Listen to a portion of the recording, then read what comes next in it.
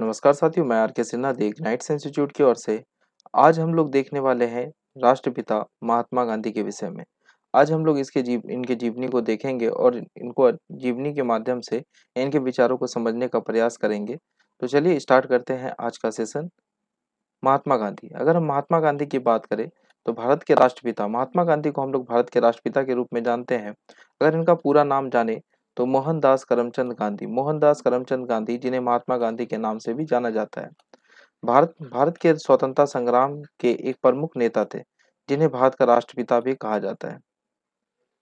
अब अगर महात्मा गांधी के बचपन की तस्वीर देखें तो ये बचपन की तस्वीर है, ये जवानी की, और ये फिर मतलब ये किशोरावस्था की और ये जवानी की तस्वीर है। तो जन्म की अगर हम बात करें 2 अक्टूबर 1869 पोरबंदर गुजरात में जन्म हुआ और निधन 30 जनवरी 1948 को दिल्ली में इनका एसिनेशन हुआ नाथूराम गोडसे के द्वारा। महात्मा गांधी ने अहिंसा और सत्याग्रह के सिद्धांत के माध्यम से ब्रिटिश शासन के खिलाफ लड़ाइयाँ लड़ी। जैसा कि आप लोगों को पता है कि महात्मा गांधी जो है ब्रिटिश शासन के खिलाफ अग्रणी नेताओं में से एक थे। उन्हें कई आंदोलन चलाए, जिनमें कुछ प्रमुख हैं। अब कुछ प्रमुख आंदोलनों को हम लोग देखें। अगर हम प्रमुख आंदोलन की बात करें तो प्रमुख आंदोलन में हम लोग देखेंगे, पहले तो देखेंगे गांधी जी के बचपन को। आंदोलन में हम लोग आगे चर्चा करेंगे। उससे पहले गांधी जी का एक संक्षिप्त परिचय ले लें। तो महात्मा गांधी, पूरा नाम मोहनदास करमचंद गांधी, जन्म 2 अक्टूबर 1869, जन्म स्थान पोरबंदर गुजरात, पिता का नाम करमचंद गांधी, माता का नाम पुतलीबाई, पत्नी का नाम कस्तूरबा गांधी, मृत्यु 30 जनवरी 1948, मृत्यु स्थान बिरला मंदिर नई दिल्ली। प्रसिद्ध नारा करो या मरो, अर्थात भारत छोड़ो मूवमेंट में, क्विट इंडिया मूवमेंट में जो है करो या मरो का नारा ग्वालियर टैंक मैदान से दिया था। स्मारक राजघाट दिल्ली। अगर हम बात करें मोहनदास करमचंद गांधी का जन्म, तो जैसा कि अभी हम लोग चर्चा कर चुके हैं, 2 अक्टूबर 1869 को जो है गुजरात के पोरबंदर में एक मध्य वर्गीय वैश्य परिवार में जन्म हुआ। उनके पिता करमचंद्र गांधी पोरबंदर रियासत के दीवान थे। तो जैसा कि पता है कि वो क्या पोरबंदर के दीवान थे। गांधी का बचपन काफी साधारण था। उन्होंने अपनी माँ से धर्म और नैतिक मूल्यों के बारे में बहुत कुछ सीखा था। उनकी माँ एक धार्मिक महिला थी और उन्होंने गांधी जी को बचपन से ही सत्य और अहिंसा के मार्ग पर चलने के लिए प्रेरित किया। तो उनकी माता माता से वे ज्यादा प्रेरित थे। गांधी जी बचपन से ही शर्मीले स्वभाव के थे और उन्हें पढ़ाई में अधिक रुचि नहीं थी। तो गांधी जी बचपन से ही शर्मीले स्वभाव के थे, लेकिन वे बहुत ही जिज्ञासु थे, अर्थात हर चीज के बारे में वे जानना चाहते थे। गांधी जी जिज्ञासु बहुत थे, इसलिए वे हर चीज के विषय में जानना चाहते थे। शिक्षा, अब अगर हम शिक्षा की बात करें तो प्रारंभिक शिक्षा, गांधी जी ने अपनी प्रारंभिक शिक्षा पोरबंदर से ही प्रारंभ की थी। हाई स्कूल, अगर हम बात करें हाई स्कूल, तो बाद में वे राजकोट चले गए और वहां से हाई स्कूल की पढ़ाई पूरी कर ली। आगे बढ़ेंगे। उच्च शिक्षा, अगर उच्च शिक्षा की बात करें तो 1888 में वे 19 साल की उम्र में गांधी जी इंग्लैंड गए और वहां से कानून की पढ़ाई पूरा की, अर्थात बैरिस्टर की पढ़ाई वे इंग्लैंड में अपना कंप्लीट कर लिए। इंग्लैंड में रहते हुए गांधी जी ने कई भारतीय छात्रों से मुलाकात की, अर्थात इंग्लैंड में ही रहते हुए उन्होंने भारतीय छात्रों से मुलाकात की और उनसे भारतीय संस्कृति और राजनीति के बारे में चर्चा किया। इस दौरान उन्हें भारतीयों के साथ यूरोपीय लोगों द्वारा किए जा रहे भेदभाव के बारे में भी पता चला और इसी के दौरान उन्हें भारतीयों के द्वारा यूरोपियों के द्वारा भारत में किए जा रहे अत्याचार का पता चला।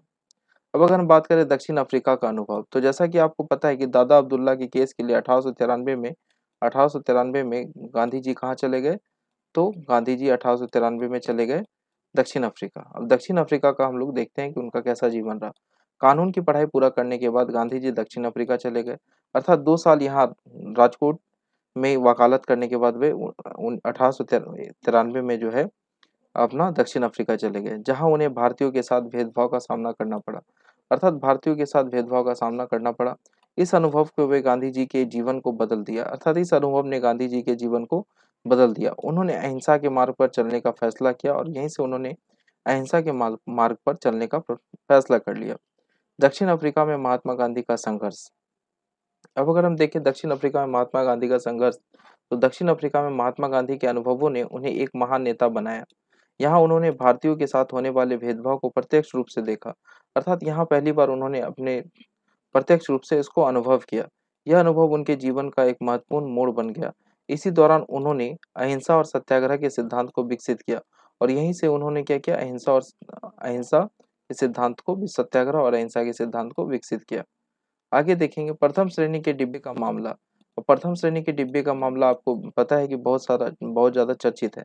तो दक्षिण अफ्रीका जाते समय गांधी जी को एक प्रथम श्रेणी के डिब्बे से जबरन बाहर निकाल दिया गया क्योंकि वे भारतीय थे। इस घटना ने उन्हें गहराई से आहत किया और उन्हें नस्लीय भेदभाव के खिलाफ लड़ने का दृढ़ निश्चय करवा दिया अर्थात किया। नटाल इंडियन कांग्रेस की स्थापना। अगर हम नटाल इंडियन कांग्रेस की स्थापना बात करें तो दक्षिण अफ्रीका में भारतीयों के अधिकारियों की रक्षा के लिए उन्होंने 1894 में नटाल इंडियन कांग्रेस की स्थापना की। इस संग, इस संगठन के माध्यम से उन्होंने भारतीय समुदाय को एकजुट किया और ब्रिटिश सरकार के खिलाफ आवाज उठाई। सत्याग्रह का प्रयोग की बात करें तो दक्षिण अफ्रीका में ही गांधी जी ने पहली बार सत्याग्रह का प्रयोग किया था। उन्होंने अहिंसक तरीके से ब्रिटिश सरकार के अन्यायपूर्ण कानूनों का विरोध किया। अब यहाँ बात करेंगे ट्रांसवाल में संघर्ष। ट्रांसवाल का संघर्ष के बारे में बात करें तो ट्रांसवाल में भारतीयों के अधिकारों के लिए उन्होंने कई आंदोलन चलाए। उन्होंने वहां के खानों में काम करने वाले भारतीय अर्थात कोल खानों में काम करने वाले भारतीय मजदूरों के लिए बेहतर कार्य परिस्थिति की मांग उठाई। दक्षिण अफ्रीका में बिताए गए वर्षों ने गांधी जी को एक सच्चा नेता के रूप में तराशा। उन्होंने उन्होंने वहां जो जो कुछ सीखा उनका उपयोग उन्होंने बाद में भारत में ब्रिटिश शासन के खिलाफ किया और वहीं से उनको प्रसिद्धि मिल चुकी थी और भारत में भी बहुत सारे लोग उनको जानने लगे थे। भारत लौटने के बाद उनके राजनीतिक जीवन। तो जैसा कि आपको पता है 9 जनवरी को हम लोग प्रवासी भारतीय दिवस मनाते हैं क्योंकि इसी दिन 1915 को गांधी जी भारत आए थे। दक्षिण अफ्रीका से भारत लौटने के बाद महात्मा गांधी ने भारतीय राष्ट्र कांग्रेस के साथ मिलकर ब्रिटिश शासन के खिलाफ आंदोलन छेड़ दिया और उसके बाद इन्होंने 2 साल तक भारत का भ्रमण किया और फिर यहाँ से फिर जीके गोखले गोपाल कृष्ण गोखले के कहने पर 2 साल भ्रमण किया, भारत की समस्याओं को समझा और उसके बाद ब्रिटिश शासन के खिलाफ क्या कर दिया तो आंदोलन छेड़ दिया। उन्होंने अपने अहिंसा और सत्याग्रह के सिद्धांत का उपयोग करके भारत को आजाद कराने के लिए कई आंदोलन चलाए। कुछ प्रमुख आंदोलन इस प्रकार है। तो अब महात्मा गांधी जो है अब भारत आ चुके हैं और यहाँ से अब जो है भारतीय की समस्या को समझ चुके हैं और अब उसके लिए आंदोलन चलाना शुरू कर दिए। अब हम देखते हैं असहयोग आंदोलन। तो कुछ प्रमुख आंदोलन की बात करें तो ऐसे चंपारण का मुद्दा उनका पहला आंदोलन था। भारत में जो है बिहार के चंपारण में उनका आंदोलन पहला आंदोलन था। चंपारण आंदोलन या फिर नील आंदोलन हम बोल सकते हैं। तो 3/20 खेती खेती वाला जो भाग था तो इसी को पहला आंदोलन ये उनका चंपारण था। लेकिन अगर प्रमुख आंदोलन की बात करें तो असहयोग आंदोलन ये प्रमुख आंदोलनों में से एक गिना जाता है।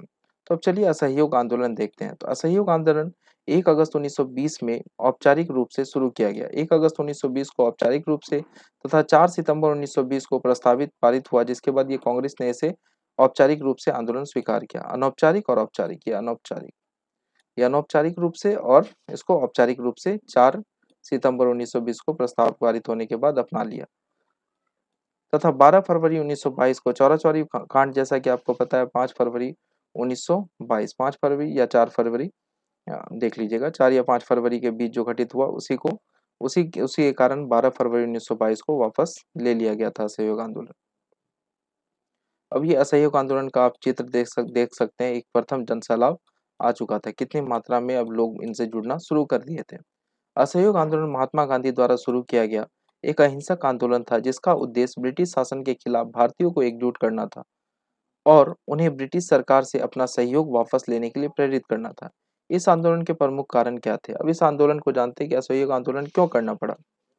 तो जालियांवाला बाग हत्याकांड। तो जैसा कि आपको पता है सत्यपाल मलिक और सैफुद्दीन किचलू की गिरफ्तारी कर दिया गया रॉलेट एक्ट के कारण। तो इसी के विरोध में 13 अप्रैल 1919 को जालियांवाला बाग में एक सभा का आयोजन किया गया था।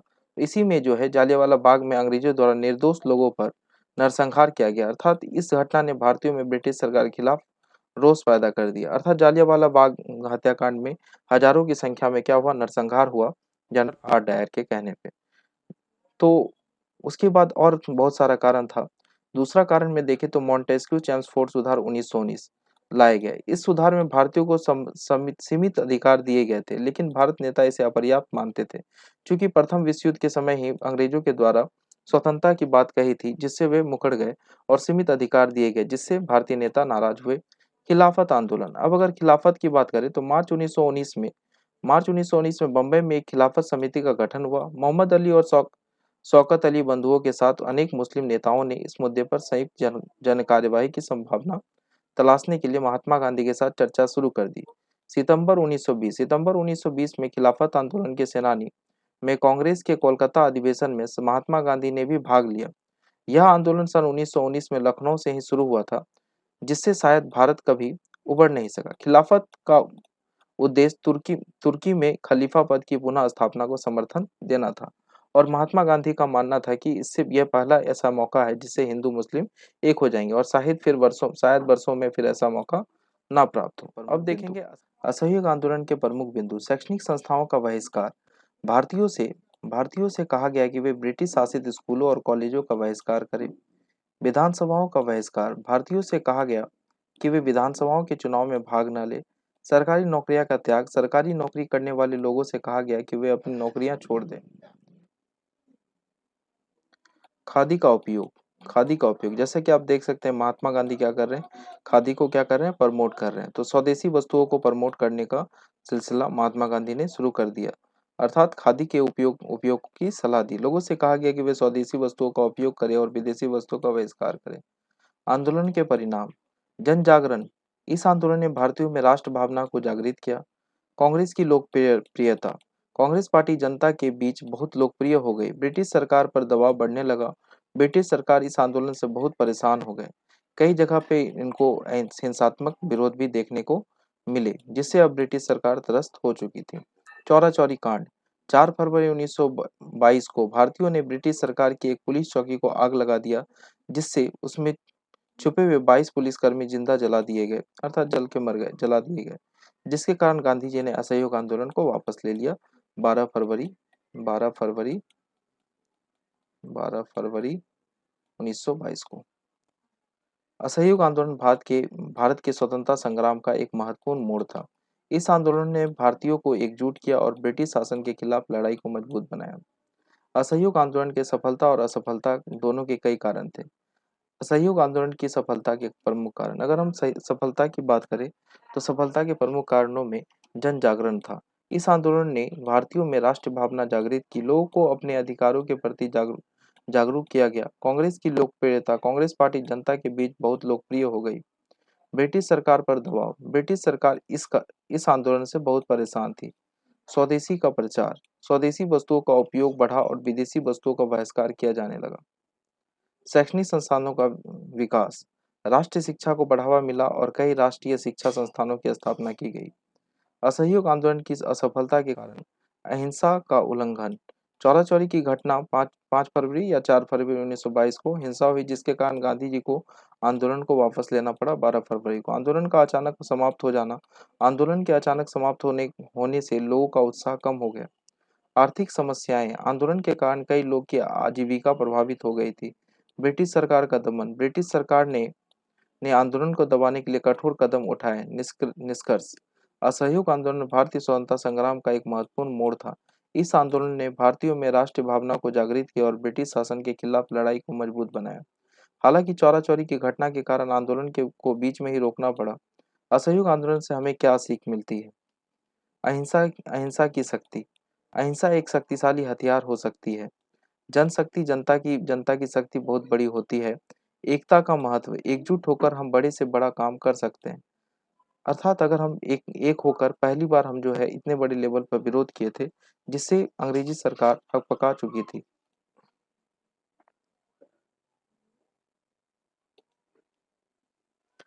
तो अगर हम बात करें सविनय अवज्ञा आंदोलन, तो सविनय अवज्ञा आंदोलन का अगर संक्षिप्त परिचय देखें तो सविनय अवज्ञा आंदोलन की शुरुआत दांडी मार्च अर्थात 12 मार्च 1930 को हुई और अंतिम रूप से अप्रैल 1934 को समाप्त हुआ। तो सविनय अवज्ञा आंदोलन की शुरुआत 12 मार्च 1930 को दांडी मार्च से हुई थी और 6 अप्रैल 1930 को नमक नमक कानून बनाने के साथ ही सविनय अवज्ञा आंदोलन अर्थात 6 अप्रैल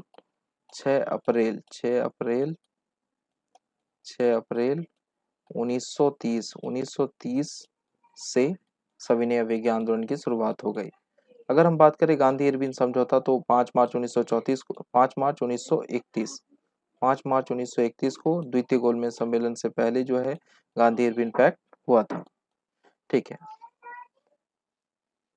इस आंदोलन में लोगों से कानून तोड़ने लेकिन हिंसा न करने का सविनय अवज्ञा आंदोलन को हम लोग ऐसा देख सकते हैं कि सविनय अवज्ञा आंदोलन के पीछे क्या हो गया, बड़ा सा जन सैलाब इनके पीछे हो चुका है। अर्थात अब जो है लोग समझ चुके थे कि गांधी जी जो है अवश्य ही उनको स्वतंत्रता दिला के रहेंगे, इन अंग्रेजों को भगा के रहेंगे। तो सविनय अवज्ञा आंदोलन आंदोलन को जाने एक संक्षिप्त परिचय। अगर एक संक्षिप्त में हम जाने सविनय अवज्ञा आंदोलन को, तो सविनय अवज्ञा आंदोलन भारत के स्वतंत्रता संग्राम का एक अहम अध्याय है। यह आंदोलन अहिंसा के सिद्धांत पर आधारित था और इसका उद्देश्य ब्रिटिश शासन के खिलाफ लोगों को एकजुट करना था। तो सविनय अवज्ञा आंदोलन का एक ही उद्देश्य था, लोगों को एकजुट करना। आंदोलन की शुरुआत और कारण। दांडी मार्च इस आंदोलन की शुरुआत 12 मार्च 1930 से 6 अप्रैल 1930 तक हुई। गांधी जी ने नमक कानून का विरोध करते हुए समुद्र किनारे जाकर नमक बनाया। असहयोग। लोगों से ब्रिटिश सरकार का सहयोग करना बंद कर दिया। उन्होंने विदेशी वस्तुओं का बहिष्कार किया और स्वदेशी वस्तुओं को अपनाया। नमक कानून का उल्लंघन। नमक कानून एक ऐसा कानून था जिसके तहत भारतीयों को नमक बनाने की अनुमति नहीं थी। गांधी जी ने इस कानून को तोड़कर लोगों को प्रेरित किया। आंदोलन के प्रमुख उद्देश्य। अगर हम आंदोलन के प्रमुख उद्देश्य की बात करें तो स्वराज्य। पहला स्वराज्य, जो बाल गंगाधर तिलक का भी क्या था, डिमांड था। भारत को ब्रिटिश शासन से मुक्त करना। पहला। सामाजिक सुधार, अस्पृश्यता का उन्मूलन करना, अर्थात छुआछूत, ऊंच नीच, और महिलाओं का अधिकार दिलाना। और महिला महिला अधिकार की बात करते हैं, महिला शिक्षा की बात करते हैं। आर्थिक स्वावलंबन, अर्थात आर्थिक स्वावलंबन की बात करें तो स्वदेशी वस्तुओं का बहिष्कार करके स्वदेशी उद्योगों को बढ़ावा देना था। आंदोलन के प्रभाव। राष्ट्रीय एकता। आंदोलन के प्रभाव में बात करें तो राष्ट्रीय एकता। इस आंदोलन ने भारतीयों को एकजुट किया और राष्ट्रीय भावना को जगाया। ब्रिटिश शासन पर दबाव। ब्रिटिश सरकार इस आंदोलन को दबाने के लिए बहुत प्रयास किया, लेकिन वह असफल रही। स्वतंत्रता के लिए संघर्ष। इस आंदोलन ने भारत के स्वतंत्रता संग्राम को नई दिशा दी। निष्कर्ष। सविनय अवज्ञा आंदोलन भारत के इतिहास का एक महत्वपूर्ण अध्याय है। इस आंदोलन ने दिखाया कि अहिंसा के बल पर भी एक बड़ी ताकत को चुनौती दी जा सकती है। अब हम जानते हैं दांडी मार्च। दांडी मार्च, जैसा कि हम लोग पहले ही चर्चा कर लिए, 12 मार्च 1930 को साबरमती आश्रम से शुरू हुई, 6 अप्रैल 1930 को गुजरात के दांडी गांव में जाकर समाप्त हुई। कुल 24 दिन तक यह मार्च चला। दांडी मार्च का उद्देश्य था ब्रिटिश नमक नमक एकाधिकार का विरोध। ब्रिटिश सरकार ने भारत में नमक बनाने पर एकाधिकार जमा रखा था और नमक पर भारी कर लगा दिया था। गांधी जी ने इस अन्यायपूर्ण कानून का विरोध करने के लिए दांडी मार्च का आयोजन किया। राष्ट्रीय एकता। दांडी मार्च ने पूरे देश में राष्ट्रीय एकता का भाव जगाया, लोगों को ब्रिटिश शासन के खिलाफ एकजुट किया। दांडी मार्च भारत के स्वतंत्रता संग्राम का एक महत्वपूर्ण अध्याय है। दांडी मार्च भारत के स्वतंत्रता संग्राम का एक ऐतिहासिक अध्याय है। यह महात्मा गांधी द्वारा ब्रिटिश शासन के खिलाफ अहिंसक सविनय अवज्ञा आंदोलन का एक प्रतीक है। क्या था दांडी मार्च? दांडी मार्च एक पद यात्रा थी जो साबरमती आश्रम से शुरू होकर गुजरात तक चली। इस यात्रा का मुख्य उद्देश्य ब्रिटिश सरकार द्वारा लगाया गया नमक कर विरोध करना था। नमक भारतीय लोगों के लिए एक आवश्यक वस्तु थी और इस पर कर लगाना ब्रिटिश शासन के अत्याचार का प्रतीक था। क्यों किया गया था दांडी मार्च? अगर हम बात करें क्यों किया गया था दांडी मार्च, तो नमक कर का विरोध। नमक नमक पर लगाया गया कर आम भारतीयों पर बहुत बड़ा बोझ था। अहिंसक अहिंसक विरोध। गांधी जी का मानना था कि अहिंसा सबसे बड़ी शक्तिशाली हथियार है। राष्ट्रीय एकता। दांडी मार्च ने पूरे देश में राष्ट्रीय एकता का भाव जगाया। दांडी मार्च का महत्व। अगर हम महत्व समझे तो भारतीय स्वतंत्रता संग्राम को नई दिशा। दांडी मार्च ने भारतीय स्वतंत्रता संग्राम को एक नई दिशा दी। अंतर्राष्ट्रीय स्तर पर भारतीयों का ध्यान आकर्षित किया। इस घटना ने अंतर्राष्ट्रीय स्तर पर भारतीयों के संघर्ष पर ध्यान केंद्रित किया।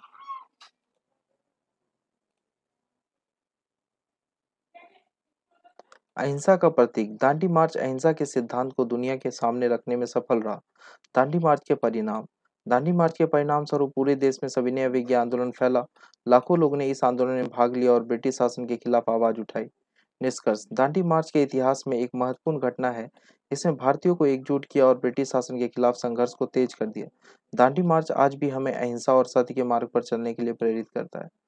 स्वतंत्रता संग्राम में नया मोड़। दांडी मार्च ने भारत के स्वतंत्रता संग्राम को एक नई दिशा दी। इसने लोगों में आत्मविश्वास बढ़ाया और उन्हें ब्रिटिश शासन के खिलाफ खड़े होने के लिए प्रेरित किया। अंतर्राष्ट्रीय स्तर पर ध्यान। दांडी मार्च ने दुनिया भर का ध्यान भारत की स्वतंत्रता संग्राम की ओर आकर्षित किया। अहिंसा अहिंसा की शक्ति। इस यात्रा ने सिद्ध किया कि अहिंसा के बल पर भी एक बड़ी ताकत को चुनौती दी जा सकती है। भारत छोड़ो आंदोलन। अब अगर हम बात करें भारत छोड़ो आंदोलन, तो भारत छोड़ो आंदोलन कब हुआ? तो 8 अगस्त 1942 को ग्वालियर टैंक मैदान से हुआ। भारत छोड़ो आंदोलन 8 अगस्त 1942 को हुआ था। इस आंदोलन की शुरुआत महात्मा गांधी ने मुंबई में अखिल भारतीय कांग्रेस कमेटी के अधिवेशन में की। इस आंदोलन के दौरान गांधी जी ने करो या मरो का नारा दिया। इस आंदोलन के जरिए भारत से ब्रिटिश सरकार को बाहर निकालने की मांग की गई। इस आंदोलन में लोगों से अंग्रेजों को भारत छोड़ने का आह्वान किया गया। ये देख सकते हैं करो या मरो, भारत छोड़ो छोड़ो मूवमेंट का एक तस्वीर है जिसमें कितनी बड़ी जनसैलाब ने नेतृत्व किया था। गांधी जी के योगदान के कारण भारत को 15 अगस्त फलतः 15 अगस्त 1947 को आज़ादी मिली। वे न केवल एक राजनीतिक नेता थे बल्कि एक महान दार्शनिक और सामाजिक सुधारक भी थे। सत्याग्रह और अहिंसा का सिद्धांत। सत्याग्रह और अहिंसा महात्मा गांधी के जीवन और दर्शन के केंद्र में थे। उन्हें इन सिद्धांतों को ब्रिटिश शासन के खिलाफ भारत के स्वतंत्रता संग्राम में एक शक्तिशाली हथियार के रूप में इस्तेमाल किया। सत्याग्रह क्या है? सत्याग्रह का शाब्दिक अर्थ है सत्य के लिए दृढ़ता से पकड़ना। यह एक ऐसी शक्ति है जो सत्य और न्याय के लिए शांतिपूर्ण तरीके से लड़ती है। सत्याग्रह में हिंसा का कोई स्थान नहीं होता है। यह एक आत्मिक शक्ति है जो अन्याय के खिलाफ खड़ी होती है। अहिंसा क्या है? तो अहिंसा का अर्थ है किसी भी जीव को चोट पहुंचाने से बचना। यह केवल शारीरिक हिंसा ही नहीं बल्कि मानसिक हिंसा से भी बचता है। गांधी जी के अनुसार अहिंसा केवल एक नकारात्मक अवधारणा नहीं बल्कि यह एक सक्रिय प्रेम है। सत्याग्रह के सिद्धांत। सत्याग्रह सत्याग्रह को हमेशा सत्य के लिए लड़ना चाहिए। अहिंसा सत्याग्रह में हिंसा का कोई स्थान नहीं होता है। अहिंसा प्रतिरोध सत्याग्रही अन्याय के खिलाफ शांतिपूर्ण तरीके से विरोध करते हैं। आत्मशुद्धि सत्याग्रह को अपने भीतर के दुर्गुणों को दूर करना चाहिए। बलिदान यदि आवश्यक हो तो सत्याग्रही अपने जीवन का बलिदान करने के लिए तैयार रहते हैं। सत्याग्रह के उपयोग। गांधी जी ने सत्याग्रह का उपयोग कई चरणों में किया। दक्षिण अफ्रीका में भारतीयों के अधिकारों के लिए संघर्ष। भारतीयों में असहयोग आंदोलन, सविनय अवज्ञा आंदोलन, भारत छोड़ो आंदोलन सत्याग्रह की सफलता के कारण थे। जन समर्थन सत्याग्रह को जनता का व्यापक समर्थन प्राप्त हुआ। अहिंसा का प्रभाव। अहिंसा ने लोगों के दिलों को छुआ और विरोधियों को भी प्रभावित किया। नेतृत्व गांधी जी के नेतृत्व में सत्याग्रह एक शक्तिशाली आंदोलन बन गया। निष्कर्ष अगर हम देखें तो सत्याग्रह और अहिंसा के सिद्धांत ने दुनिया भर के लोगों को प्रेरित किया। गांधी जी ने सिद्ध सिद्ध कर दिया कि शक्ति केवल हिंसा से नहीं होती है बल्कि सत्य और अहिंसा से भी होती है। क्या आप सत्याग्रह के किसी विशेष पहलू के बारे में जानना चाहते हैं तो आप इसको कमेंट कर सकते हैं। भारत की स्वतंत्रता संग्राम में महात्मा गांधी का योगदान। महात्मा गांधी महात्मा गांधी ने भारत भारत के स्वतंत्रता संग्राम में एक अद्वितीय भूमिका निभाई। उनके अहिंसा और सत्याग्रह के सिद्धांतों ने भारत को आज़ादी दिलाने में महत्वपूर्ण भूमिका निभाई। अंतर्राष्ट्रीय ख्याति अगर हम अंतर्राष्ट्रीय ख्याति की बात करें तो गांधी जी अहिंसा और सत्याग्रह के सिद्धांत ने दुनिया भर में ध्यान खींचा। उन्होंने दुनिया को दिखाया कि शक्ति केवल हिंसा में ही नहीं होती है बल्कि सत्य और हिंसा और अहिंसा से हुई होती है। गांधी जी के योगदान के कारण ही भारत को 1947 में आज़ादी मिल गई। उन्होंने न केवल भारत को आज़ाद कराया बल्कि दुनिया भर में अहिंसा और सत्याग्रह के सिद्धांत को लोकप्रिय बनाया। गांधी जी के योगदान का महत्व। अहिंसा का महत्व गांधी जी ने दिखाया कि अहिंसा के बिना भी एक बड़ा परिवर्तन लाया जा सकता है। जनशक्ति उन्होंने जनता की शक्ति में विश्वास किया और उन्हें एकजुट किया। राष्ट्रीय एकता गांधी जी ने विभिन्न धर्मों और जातियों के लोगों को एकजुट किया। अंतर्राष्ट्रीय प्रभाव गांधी जी के विचारों ने दुनिया भर के लोगों को प्रेरित किया। निष्कर्ष महात्मा गांधी भारत के इतिहास में एक महान नेता है। उनके योगदान के बिना भारत की आज़ादी का सपना अधूरा होता। गांधी की हत्या और उनके कारण। अगर गांधी की हत्या देखें तो गांधी जी की हत्या के कई सारे कारण हो सकते हैं और इसके कई पहलू पहलू हैं। तो चलिए देखते हैं एक पहलू को। गांधी जी की हत्या एक राष्ट्र की त्रासदी थी। 30 जनवरी 1948 को भारत ने अपना एक अनमोल रत्न खो दिया जब महात्मा गांधी की हत्या कर दी गई। नई दिल्ली स्थित बिरला हाउस में शाम की प्रार्थना के दौरान नाथूराम गोडसे ने गांधी जी पर 3 गोलियां चलाई। इस घटना ने पूरे देश को सदमे में डाल दिया। हत्या के कारण। अब अगर हम हत्या के कारण बात करें तो हत्या के कई कारण हैं। जैसे गांधी जी की हत्या के पीछे कई कारण थे जिनमें से कुछ प्रमुख है। पहला, हिंदू मुस्लिम एकता।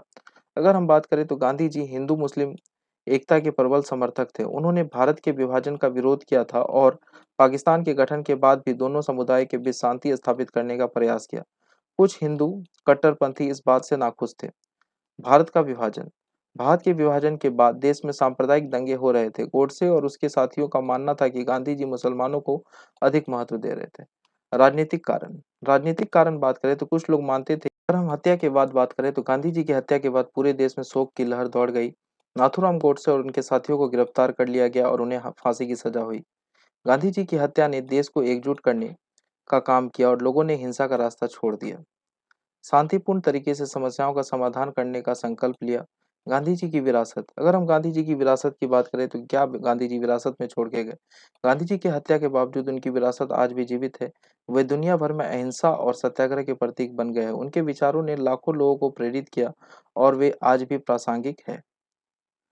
महात्मा गांधी जैसे प्रभावित प्रसिद्ध व्यक्ति, अगर हम प्रसिद्ध व्यक्तियों की बात करें तो महात्मा गांधी के विचारों और अहिंसा के सिद्धांत से ने दुनिया भर के लोगों को प्रभावित किया। उनके विचारों ने कई प्रसिद्ध व्यक्तियों को प्रेरित किया। आइए कुछ ऐसे व्यक्तियों के बारे में जान ले गांधी जी से प्रभावित थे। Martin Luther King junior, Martin Luther King junior अमेरिकी नागरिक अधिकार आंदोलन के नेता। Martin Luther King junior junior Gandhi ji के सबसे बड़े अनुयायियों में से एक थे। उन्होंने गांधी जी के अहिंसा के सिद्धांत को अपनाकर अमेरिका में नस्लीय भेदभाव के खिलाफ लड़ाइयाँ लड़ी और सफल हुए। नेल्सन मंडेला, नेल्सन मंडेला दक्षिण अफ्रीका के पूर्व राष्ट्रपति नेल्सन मंडेला ने भी गांधी जी से प्रेरणा ली थी। उन्होंने गांधी जी के अहिंसा के सिद्धांत का उपयोग करके दक्षिण अफ्रीका में रंगभेद के खिलाफ लड़ाइयाँ लड़ी। अब्राहम लिंकन, अब्राहम लिंकन, हालांकि लिंकन गांधी जी से पहले ही रह चुके थे, लेकिन उनके कुछ विचार गांधी जी के विचारों से मिलते जुलते हैं। दोनों ने ही अहिंसा और लोकतंत्र के लिए लड़ाइयाँ लड़ी। रविंद्रनाथ टैगोर, रविंद्रनाथ टैगोर की बात करें तो भारत के महान कवि रविंद्रनाथ टैगोर गांधी जी के समकालीन थे और दोनों ने एक दूसरे को प्रभावित किया। टैगोर ने गांधी जी के विचारों का समर्थन किया और उनके आंदोलन आंदोलन में भाग लिया। इसके अलावा भी कई अन्य व्यक्ति थे जो गांधी जी से प्रभावित थे। स्टीव जॉब्स, एप्पल के सह संस्थापक स्टीव जॉब्स ने गांधी जी के सरल जीवन और न्याय न्यूनतावाद के विचार से प्रेरणा ली थी। Che Guevara, Che Guevara, Argentina के क्रांतिकारी चेक वेरा ने गांधी जी के अहिंसा के सिद्धांत का अध्ययन किया था। हालांकि उन्होंने अपने संघर्ष में हिंसा का भी उपयोग किया था। गांधी जी के विचार का प्रभाव आज भी देखा जा सकता है। दुनिया भर में लोग उनके अहिंसा और सत्याग्रह के सिद्धांत को अपनाकर सामाजिक परिवर्तन लाने का प्रयास कर रहे हैं। क्या आप किसी विशेष व्यक्ति के बारे में अधिक जानना चाहते हैं? तो गांधी गांधी जी से प्रभावित था, तो आप उसके विषय में कमेंट पिन कर सकते हैं। यहाँ कुछ अन्य विषय के अन्य विषय है जिनके बारे में आप पूछ सकते हैं। तो यहाँ पे कुछ अन्य विषय में चर्चा किया गया। गांधी जी के विचार ने किस प्रकार मार्टिन लूथर किंग जूनियर को प्रभावित किया, ये देख सकते हैं। नेल्सन मंडेला ने गांधी जी के सिद्धांत को कैसे लागू किया।